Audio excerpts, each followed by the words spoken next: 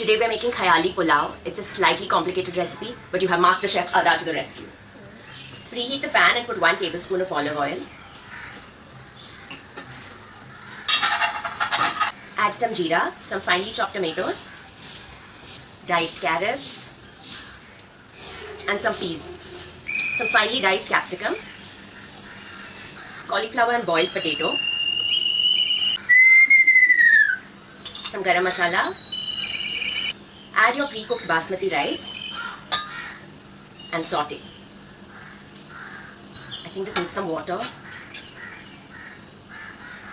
Cover it and let it simmer for a while. Inhale the aroma. Garnish well with some lime.